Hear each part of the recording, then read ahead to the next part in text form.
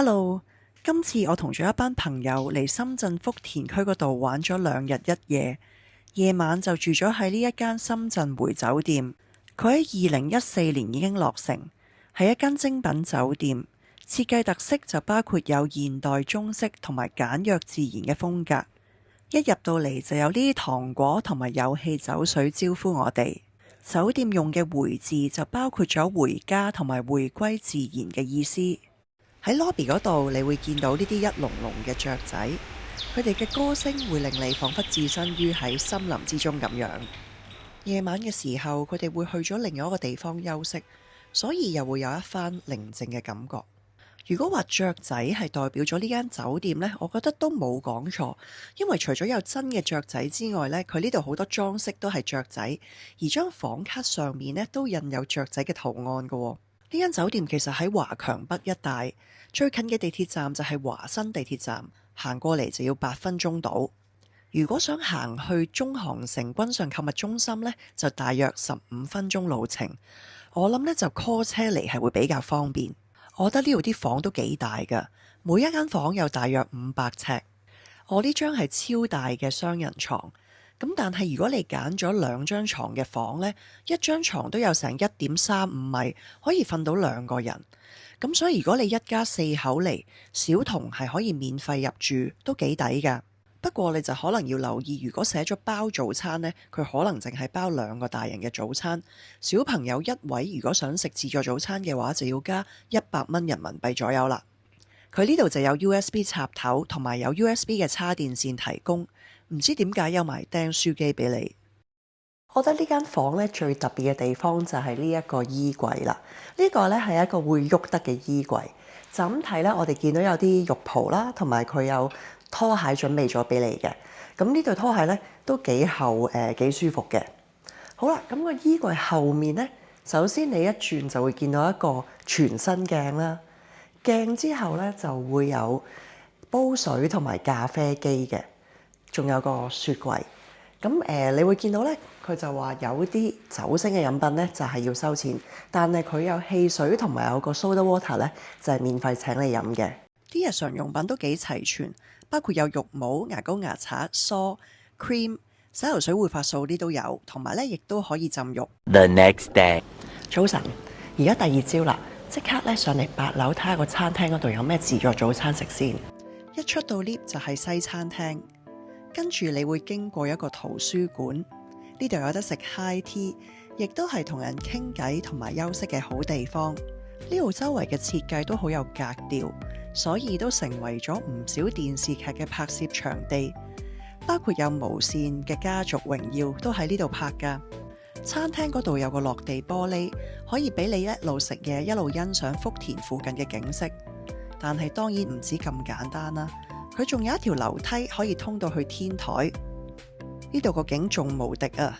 嗰邊就可以見到平安金融中心，我哋晏啲會去嗰度食嘢。其實天台呢度呢係有個酒吧㗎，佢係逢星期5同埋6夜晚開嘅，可以上嚟飲杯嘢。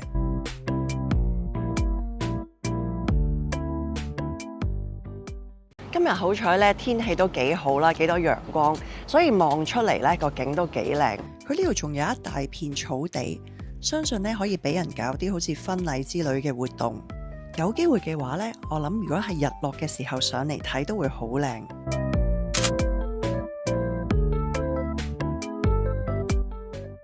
係時候落返去西餐廳嗰度食我嘅自助早餐啦。呢度都有唔少中西式嘅美食，中式當然唔少得係蒸點心啦。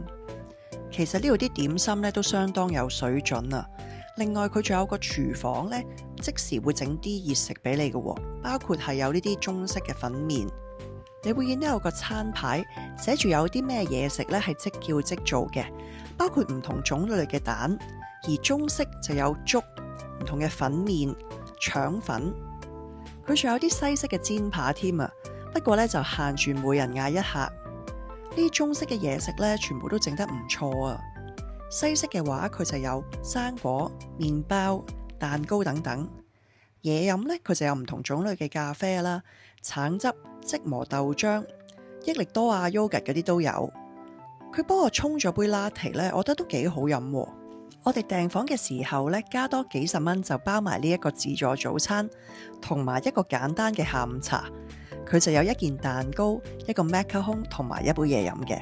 喺呢度嘅一樓呢，都有個細細地嘅24/7嘅 gym， 似乎就唔係好多人嚟啦。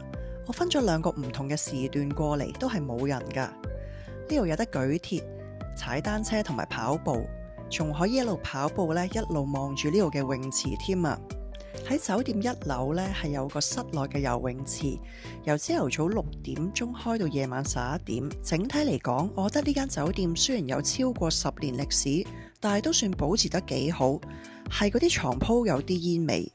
跟住我哋就 call 車去咗位於福田區嘅長雲天都世紀商業中心，嗰度有一間樓下係 cafe， 樓上係插花店嘅地方。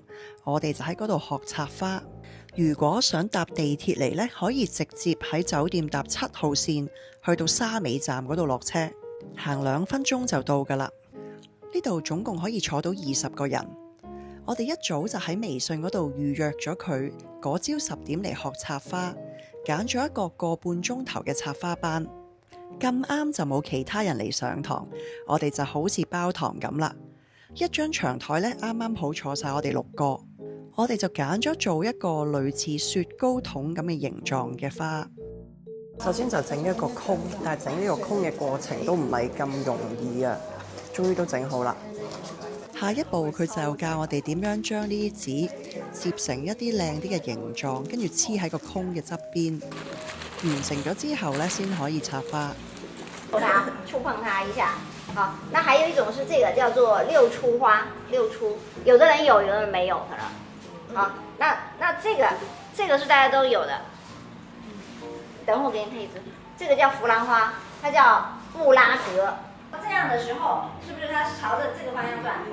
啊，握住，手握住，開始加花，啊，把它加成一個圓形，啊，打開這個虎口，往這邊，這樣加進來，它就在這個位置，啊，旋轉，它就會旋轉，啊。跟住就輪到我哋自己落手做啦。其實唔係咁簡單嘅，有啲人要重做。終於都搞掂啦。成個過程呢，老師都會幫我哋影啲花絮，之後呢，將啲相 airdrop 晒俾我哋。呢個就係我嘅製成品啦，就係咁樣噶啦，都 OK 嘅，幾靚嘅。你大約整咗1個鐘頭到啦。整完之後呢，仲有啲時間可以落去飲翻杯咖啡。樓下有 cafe 真係令成件事加晒分。係時候又 call 車去下一個目的地啦，就係嚟平安金融中心，位於佢商場5樓嗰度食蟹道啊！呢間餐廳咧就令我諗起喺大阪嘅蟹道樂啦，或者香港嗰間蟹膳。最出名咧就係食松葉蟹啦，睇下幾多蟹喺個魚缸嗰度。我哋就預約咗個包間，仲叫咗佢咧整啲慶祝生日嘅裝飾。當然唔少得係一個蟹嘅公仔嚟做佈置啦。呢度有齊晒北海道3大蟹，包括有紅毛蟹、松葉蟹同埋帝王蟹，仲有蠔同埋海膽。我哋就揀咗呢個價值接近900蚊港紙嘅2人套餐，總共嗌咗3個，所以有3隻松葉蟹食。一開始就嚟咗個沙律，跟住就食蟹啦。第一道梗係刺身啦，除咗有蟹，仲有啲魚嘅刺身，跟住就係一啲類似蟹嘅火鍋。你可以揀呢，佢幫你拆埋肉，定係你自己拆。咁如果有人幫你拆埋，就梗係方便好多啦。呢個就係燒蟹柳，另外佢就有個好似韓式辣辣地嘅整法。呢個類似蟹黃蒸蛋嘅餸都幾好食噶。跟住佢就幫我哋烚好多唔同嘅菜同埋菇類。呢個湯呢，佢最尾係會加啲白飯落去，幫我哋整碗蟹粥。當然唔少得呢，就係呢一個海膽 taco 啦。呢個就係個蟹粥啦。最尾呢，仲有一個薑味嘅雪糕添。400幾蚊港紙一個人就可以食到呢個全蟹宴，我覺得都幾抵啊。最後我要介紹俾大家嘅地方就係喺江夏站啦。D 出口沿住彩田路向南行，冇幾耐就見到呢一個變形金剛大廈。不過我哋係去佢對面嘅雲底絲宴嗰度食晚飯。佢呢度係食粵菜同埋湘菜嘅。我哋嗰晚都有一個包間，嗌咗一個6人餐。呢啲雪卡呢，其實係用鮮果同埋三文魚做嘅，咬落去好似蛋卷咁噶。呢個餐仲有得食蒸膏蟹。我覺得最特別嘅就係呢個叫做雲底鮮棕嘅湯啊，係咪好有視覺效果呢？仲要係一人一盤嘅，而個湯呢，就係喺嗰個壺嗰度倒出嚟，好似飲茶咁。另外一個招牌菜就係呢一個酸蘿蔔花膠燒豆麵，係辣噶。呢個餐仲有得食鮑魚添。呢間餐廳另外一個招牌菜式就係呢啲紅燒乳鴿。最後我哋都可以食到呢度嘅東星斑，好大條，成餐飯大約每人590蚊港元。希望你哋中意我今次關於福田區嘅介紹啦，記得 subscribe 我嘅 channel 米之友啊！我哋下段片再見啦，拜拜。